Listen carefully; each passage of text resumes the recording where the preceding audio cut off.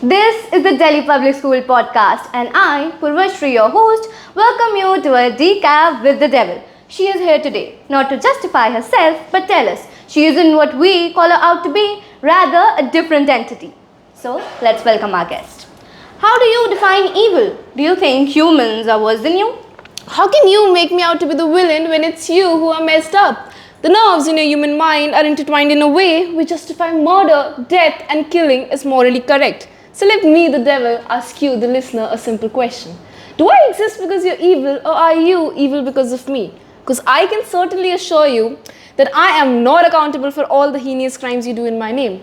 In fact, I'm more of a shadow, or perhaps a reaper, which follows you after the deed is done so that I can collect my reward, which of course is you, my listener. So then why do so many people willingly choose evil even when they know the cost?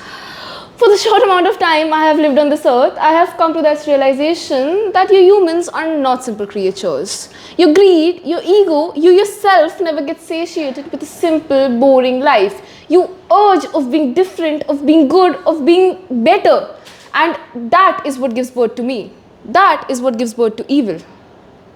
So, can I say that you tempt people, or do you really just offer them what they really desire? Tempting is a strong word. I believe what I do is find what's already there. As you said, I dig deep into one's greatest desires. I try to seek myself in them. And if I do, well, I just say they're going to be sizzling for an eternity or two. Now, don't get me wrong, good cannot exist without the bad. But if you're too desperate that you show your hand to the devil, let's say you're going to lose. Well, here's an interesting one. Are you the one who creates human fear? Are you born from it?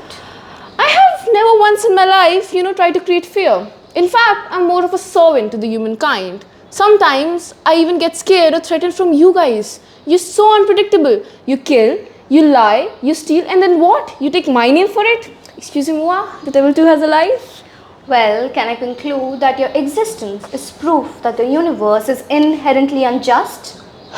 Again, with you humans blaming something which is entirely bigger than you, when it's you who are at fault. Your existence itself is an imbalance. Universe is a combination of different realms, different entities, different sciences. But you shall pay for your sins. It is not unjust that you suffer an eternity or two for them. In fact, I believe it's quite just, don't you? Well, the devil has spoken. And even though we've been told she's the face of our darkest desires, but perhaps at the end, it's not the devil who chooses. It's us. Thank you for sharing this quiet moment of reflection. Until next time, keep listening to the whispers within.